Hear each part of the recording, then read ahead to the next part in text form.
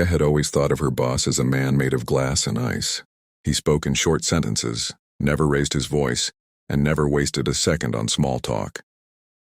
When he walked into a room, the air seemed to grow colder, like someone had opened a window in winter. People straightened their backs, checked their work, and tried not to be noticed. She was no different. On the company jet, she sat across the aisle from him, her laptop open on her knees, finishing the design proposal he had asked for. The cabin smelled faintly of leather and polished wood. Everything was quiet, neat, and expensive. Just like him. "Is the report ready, Aya?" he asked without looking up from his tablet. "Almost, sir," she said, her fingers moving faster across the keys. The plane gave a gentle shake. Nothing unusual, just a little turbulence. Aya barely noticed. She was used to flying with the company, and these small private jets were usually smoother than a city bus. But the shaking didn't stop. It grew stronger, rougher, like the sky itself had grown impatient. Her laptop slid from her lap and hit the floor. She reached for the armrest as the cabin lurched. Across the aisle, Sebastian Ashborne gripped his seat, his knuckles pale against the dark leather. His jaw was tight, but his eyes had changed. For the first time since she'd known him, he didn't look cold.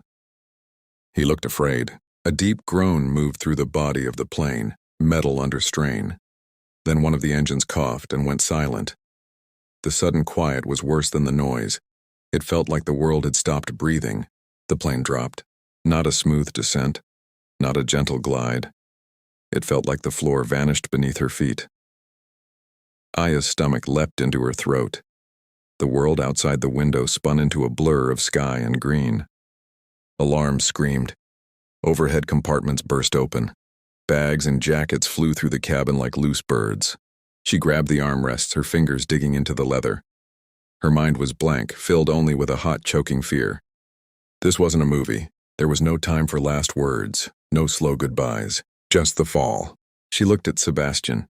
His eyes met hers. For one brief moment, all the distance between them vanished. He wasn't the cold CEO anymore. Just a man, scared in the same quiet, honest way she was.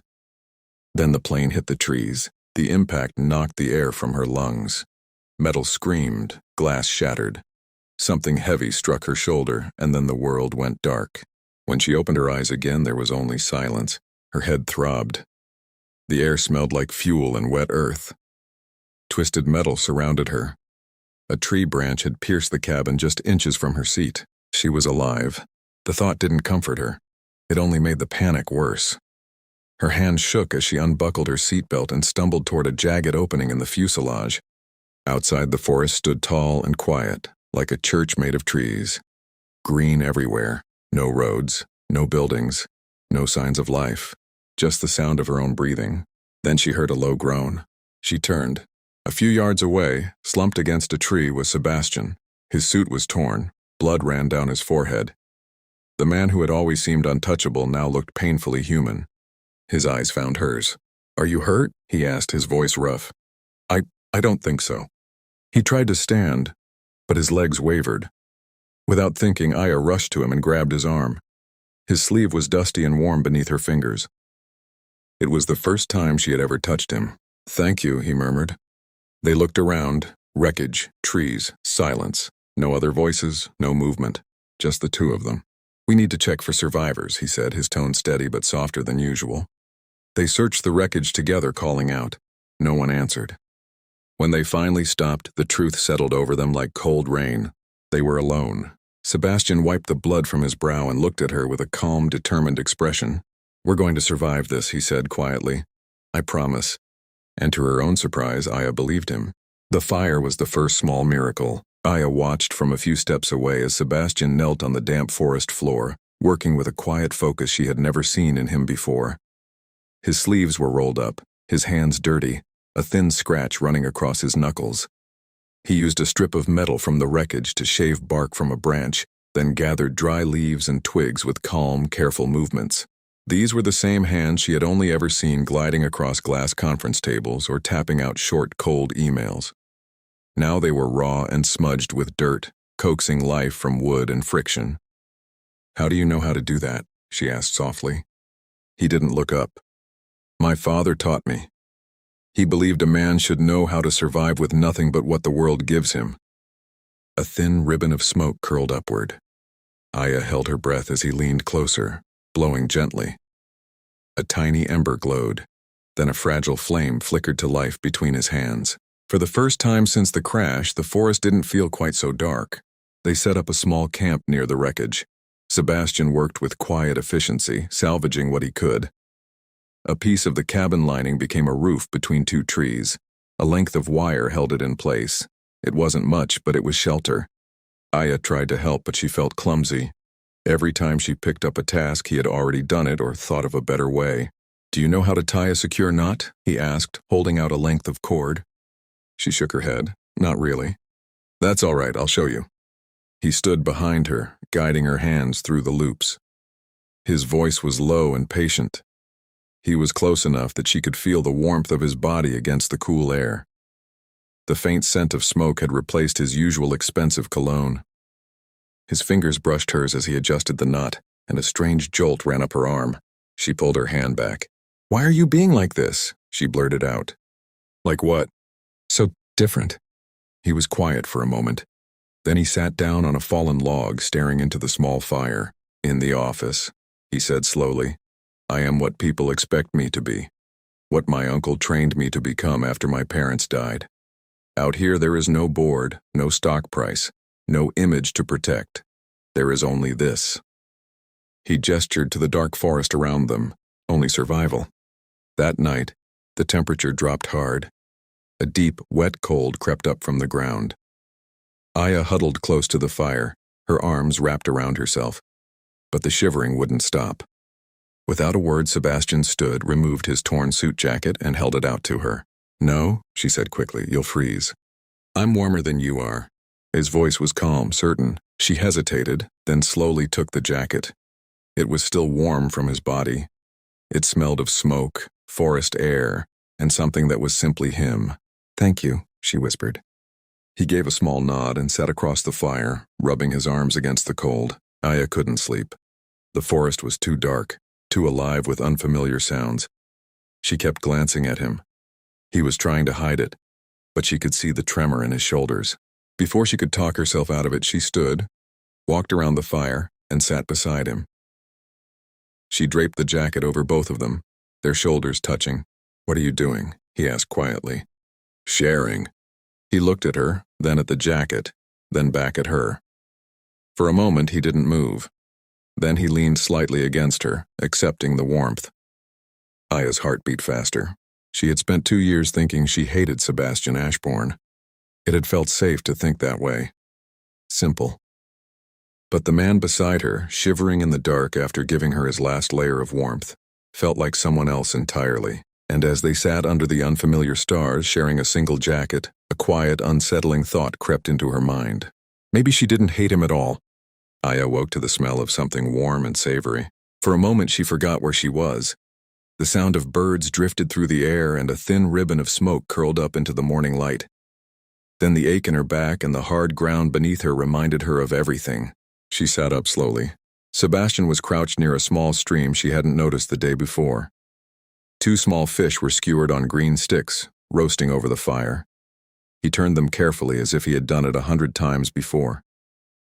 "You caught those?" she asked, her voice still rough from sleep. He glanced back at her, and for the first time she saw a hint of a smile on his face. Not the polite business one he used at meetings. This one was small and quiet, almost shy. "Found the stream at sunrise," he said. "They were slow in the cold water." She pushed her tangled hair from her face. "With your hands?" "Improvisation." He handed her one of the sticks. "Eat. We need the strength." They didn't talk much while they ate. The silence felt different now, not stiff or awkward, just quiet, necessary. By midday, they had fallen into a strange routine. He checked the area around the camp and reinforced the shelter. She searched the nearby woods for anything useful. Aya had grown up listening to her grandmother talk about plants, about how the earth could feed and heal if you paid attention. She had never thought those stories would matter outside a quiet kitchen or a sketchbook. Now they mattered more than anything. She found broad leaves that could keep rain out, a few edible roots, and a plant with soft, pulpy leaves she remembered her grandmother using for cuts. When she returned, Sebastian was sitting on a log, cleaning the wound on his arm. "Hold still," she said, kneeling beside him. She crushed the leaves into a green paste and gently spread it over the cut. He watched her in silence. "How do you know all this?" he asked. "My grandmother. She believed nature always had an answer. You just had to look." He nodded as if that made perfect sense. Her fingers brushed his skin as she finished. His breath caught, and for a moment neither of them moved. The air between them felt heavy, charged with something new. She pulled her hand back and stood. Later that afternoon, they went deeper into the woods for firewood. Sebastian suddenly stopped and raised his hand. "Listen," he whispered. Aya froze. At first she heard nothing. Then she realized what was wrong. The forest was too quiet. No birds, no rustling, no distant animal sounds. Just a strange, empty silence. Her stomach tightened. "Sebastian!" He stepped in front of her without thinking. "Stay behind me." They moved slowly, and then they saw it. In the soft mud near the stream was a paw print. It was larger than her hand, the claw marks deep and sharp. "What kind of animal does that?" she whispered. His face grew serious. "Something big, a cat most likely." They returned to camp quickly. He built the fire higher and sharper, feeding it until the flames climbed tall. Then he took a long piece of metal from the wreckage and began sharpening one end against a stone.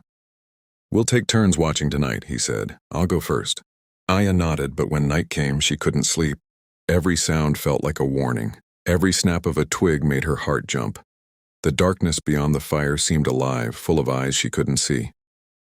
Then she heard it, a low, deep growl, rolling through the forest like distant thunder. She sat up fast. Sebastian was already on his feet, the metal spear in his hands. His body stood between her and the darkness. "Don't move," he whispered. For a second she saw them, two yellow eyes glowing just beyond the firelight. Watching, waiting. "If I tell you to run," he said quietly, "you run. Do you understand?" "I'm not leaving you." He didn't argue. He just tightened his grip on the spear. The panther stepped forward, its dark body sliding into the edge of the light. It was bigger than she had imagined, muscles rolling under its sleek black coat. Before it could move closer, Sebastian lunged toward the fire. He grabbed a burning branch and hurled it toward the animal. Sparks flew through the air. The panther snarled and jumped back. Sebastian grabbed another burning stick, then another, building a wall of fire between them and the beast. His voice rose in a fierce shout that echoed through the trees. The panther paced, eyes glowing, torn between hunger and fear of the flames. After a long moment, it turned and slipped back into the darkness. But the fear stayed. Sebastian never sat down that night. He stood at the edge of the firelight, feeding the flames, watching the woods. Aya fell asleep without meaning to. When she woke at dawn, he was still there, still standing. "You didn't sleep at all," Aya said, pushing herself up on sore legs. Sebastian leaned against a tree, the metal spear resting at his side. Dark circles shadowed his eyes. "Couldn't risk it," he said, "not with that thing out there." His voice was steady, but she saw the tremor in his hands. He pushed away from the tree and swayed slightly. Aya crossed the small distance between them and caught his arm. "You need to rest." "I'll keep watch." He shook his head. "You don't know what to look for." "I know how to keep a fire going," she said, "and I know how to scream if something gets too close." He almost smiled at that. After a long moment, he gave a small nod. "Just a few hours." He lay down near the fire, but sleep didn't come easily. His eyes stayed half open, his body tense. "I can't switch it off," he admitted quietly. Without thinking too hard about it, Aya sat beside him. She reached out and took his hand. He went still, his eyes opening wide. "I'm right here," she said softly.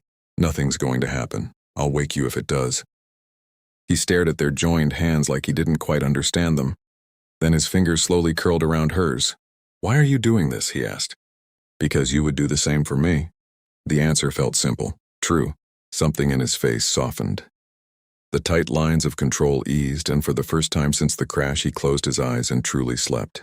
Aya stayed there for hours, her back against a log, his hand warm in hers.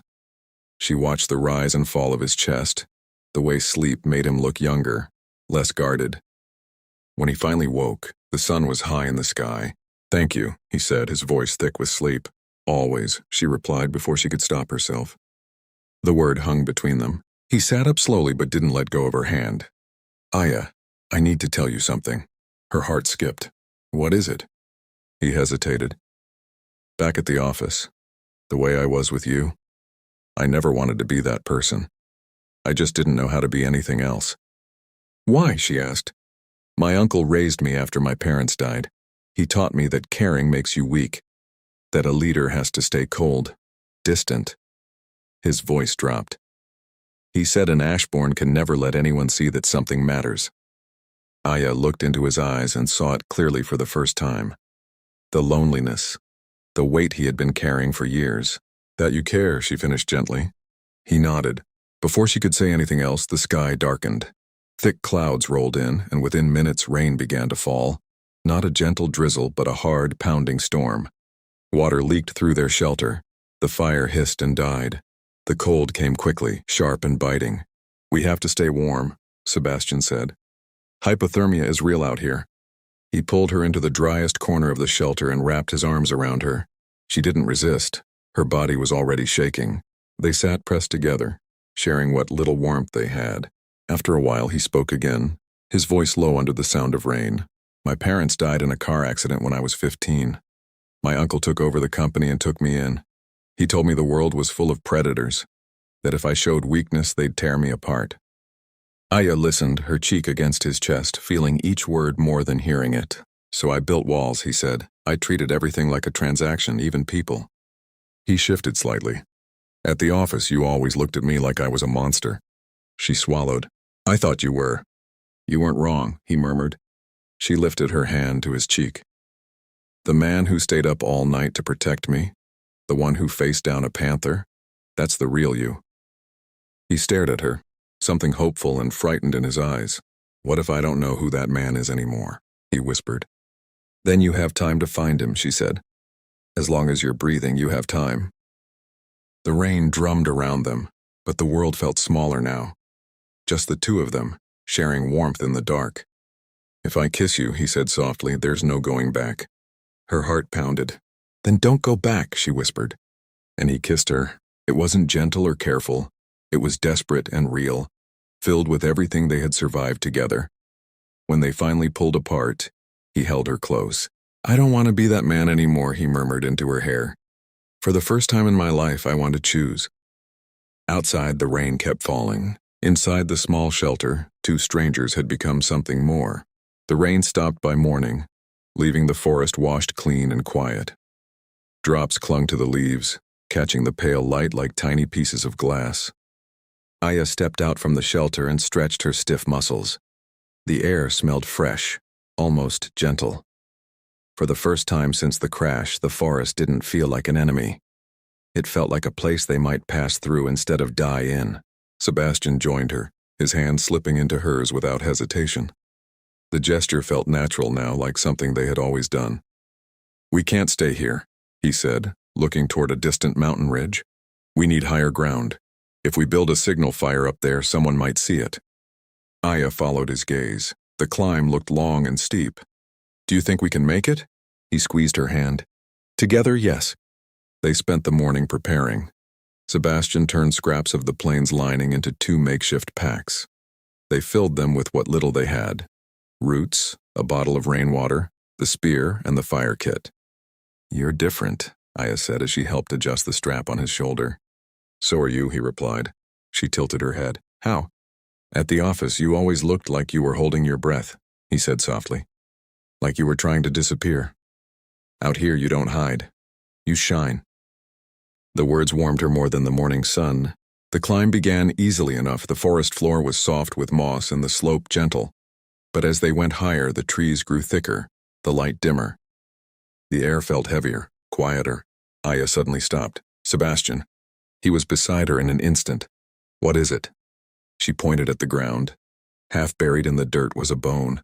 Long, yellowed with age, human. A cold shiver ran down his spine. That's not good. Before he could say more, his foot pressed down on something hidden beneath the leaves. There was a sharp metallic snap. In the next second, the world turned upside down. A rope snare yanked him into the air, hanging him several feet above the ground. Sebastian! Aya screamed. Don't come closer, he said through clenched teeth. There could be more traps. She looked around wildly, panic rising in her chest. Then she heard it, a deep, steady drumbeat. Faint at first, but growing louder with each passing second. Sebastian's face went pale. Aya, listen to me. You have to hide. Now. I'm not leaving you. If they take you too, we're both done, please. His voice cracked. Hide. Tears blurred her vision, but her instincts finally took over. She ran behind a thick tree and pressed herself flat against the bark, her heart pounding. The drums grew louder, then figures appeared between the trees. Men painted in dark patterns, wearing animal skins and wooden masks. They carried spears with stone tips. Their movements were quiet and practiced. They surrounded Sebastian. One of them jabbed the snare with his spear, making him swing. They laughed, a cold, hollow sound. Another cut the rope. Sebastian dropped hard to the ground. Before he could rise, they bound his hands and feet. Aya covered her mouth to stop a scream. They lifted him onto their shoulders and began to march away, their drums echoing through the forest. Just before the trees swallowed them, Sebastian turned his head. His eyes searched the woods until they found her hiding place. He didn't look afraid. He only mouthed one silent word: survive. Aya stayed behind the tree long after the drums faded. Her legs felt weak, and her breath came in short, shaky pulls. The forest that had once felt quiet and watchful now seemed dangerous in a deeper way. Not just animals or hunger. People. He was gone. The thought hit her like a wave. Cold and heavy. Her chest tightened, and for a moment she thought she might collapse right there. Then another image pushed through the fear. Sebastian standing between her and the panther. Sebastian staying awake all night by the fire. Sebastian holding her in the rain. A different feeling rose inside her. Hot. Fierce. I'm coming for you, she whispered. She followed the trail they had left. Broken branches. Deep footprints in the mud. They hadn't tried to hide their path at all. After a long, tense walk, she reached the edge of a wide clearing. She dropped to her belly in the bushes and peered through the leaves. A village spread out before her, small huts with thatched roofs, smoke rising from cooking fires, people moving around in groups, dozens of them. And in the center of it all, tied to a wooden post, was Sebastian. He was bruised and dirty, a fresh cut on his cheek, but alive. His head was bowed, then slowly lifted. His eyes scanned the tree line, as if he were hoping to see her. I'll get you out, she whispered. But how? She stayed hidden for hours, watching. She studied the guards, the paths between huts, the places where shadows gathered. Slowly, a reckless idea formed in her mind. It was dangerous, maybe foolish, but it was the only thing she had. She remembered the panther. Some cultures believed animals like that were spirits, omens, creatures to be feared, not fought. She didn't know if this tribe believed that too, but it was her best chance. She returned to the stream, her heart pounding. The air felt heavy again. That same quiet pressure. Then she saw it. The panther rested on a low branch, its yellow eyes fixed on her. Its tail twitched slowly. Every instinct told her to run. Instead, she picked up a small stone and threw it. Not hard, just enough to hit the branch near its paw. The panther growled, deep and low. That's it, she whispered, backing away slowly. Come on. She threw another stone, closer this time. The panther dropped from the branch, landing without a sound. It stepped toward her, muscles rippling under its dark coat. Then Aya turned and ran. She ran as fast as she could, her lungs burning, her feet slipping over roots and rocks. Behind her, she heard the heavy thud of paws. Closer, closer. She burst out of the trees and into the village, screaming as loud as she could. A second later, the panther followed. Chaos exploded. People scattered, shouting in fear. Some dropped their tools, others ran for the huts. The panther spun in confusion, snarling at the sudden movement all around it. In the panic, Aya slipped through the village like a shadow. No one noticed her. She ran straight to Sebastian. He stared at her in shock. What have you done? Saving you, she said, pulling at the ropes around his wrists. The knots were tight. Her fingers slipped. Her heart pounded in her ears. Leave me, he whispered. Get out of here. Not happening. She dug her fingers under the rope and pulled. At last, the main knot loosened. Then another. Sebastian wrenched his hands free and bent to untie his ankles. A loud snarl echoed behind them. Run, he said, grabbing her hand. They ran into the forest, branches slapping their faces, roots catching at their feet. They didn't slow down, not once. When they finally collapsed in a small hollow, both of them were shaking with exhaustion. "You lured a panther into a village," he said, still catching his breath. She let out a weak laugh. Seemed like a good idea at the time. He pulled her into a tight embrace.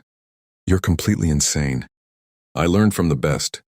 He held her for a long moment, then leaned back, his hands framing her face. "Why would you risk that?" he asked. "Because you would have done the same for me," she said quietly. "Partners don't leave each other behind." He nodded slowly. Partners. They made a small camp without a fire that night. It was too risky. They sat close together in the darkness, their shoulders touching. "I thought I lost you," she whispered. His hand found hers. "I'm here." Silence settled between them. Then very softly he spoke. "I love you, Aya." Her heart stopped. She turned to him, searching his face in the faint starlight. He looked more vulnerable than she had ever seen him. "I think I loved you from the moment you woke up after the crash," he said, "because I wasn't alone anymore." Before he could say anything else, she kissed him. "I love you too," she whispered. And for a short, fragile moment in that dark forest, they felt completely, quietly happy. Aya woke to a strange, mechanical sound cutting through the forest. It was distant at first, like a faint buzzing. Then it grew louder, sharper, until she recognized the steady rhythm of helicopter blades. She sat up fast. "Sebastian, listen!" He was already awake, his eyes scanning the sky through the trees. The sound grew stronger. "A helicopter," he said.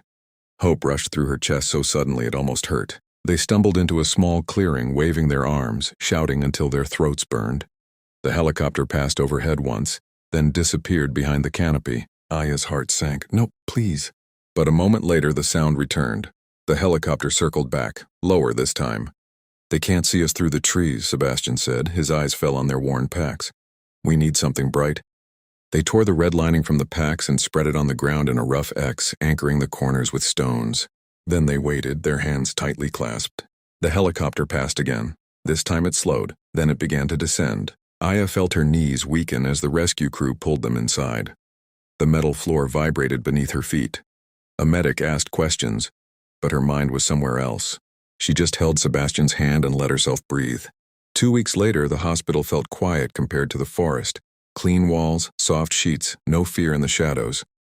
Sebastian's uncle came to see him, his voice cold and sharp. He spoke about the company, the investors, the damage done by Sebastian's public declaration of love. Aya stood by the bed, silent. Sebastian rose to his feet, ignoring the pull of the IV line.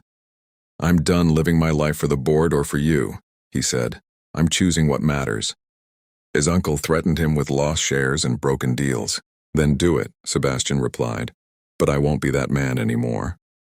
When the older man left, the room felt warmer, quieter. Sebastian looked at Aya, fear and relief mixing in his eyes. "I think I just threw away my whole life." She cupped his face gently. "No, you chose it." A few weeks later, he asked her to meet him at a small coffee shop near their old office. The place was full of old memories, early mornings, rushed deadlines, quiet resentment. But when she walked in, he was smiling, not the old polished smile, a real one. "I'm starting something new," he said. "A smaller company. No board, no uncle, just something honest." He reached across the table and took her hand. "And I want you to be my partner, equal in everything." She stared at him. "I don't know how to run a business." "You know how to create things that matter," he said. "And you know me. That's enough." She thought for a long moment, then smiled. "Only if we do it our way. No ruthless deals, no shortcuts." He nodded. "Our way." Months passed. The company grew slowly, but it felt real and alive. They worked side by side, arguing over colors, celebrating small wins with cheap pizza, and falling asleep on the couch at the end of long days. 6 months after their rescue, he took her to a mountain overlook at sunset. The sky burned with shades of orange and pink. He dropped to one knee, a simple ring in his hand. "I don't know what the future holds," he said, "but I know I don't want to face it without you. Will you marry me?" Tears filled her eyes as she pulled him into a kiss. Yes. 1,000 times yes. A year later, they were married in a small garden ceremony. No press, no board members, just the people who truly mattered. At the reception, he handed her a folded cocktail napkin. On it was a single line he had written: "We agree to love, honor, and survive whatever comes next together." She laughed and signed her name beneath his. Their story had begun with a fall from the sky and a fight to stay alive. But it ended in something quieter, something stronger. A promise, and sometimes that's all a life really needs. If this story found a place in your heart, stay a while longer. There's always another quiet memory waiting beyond the porch.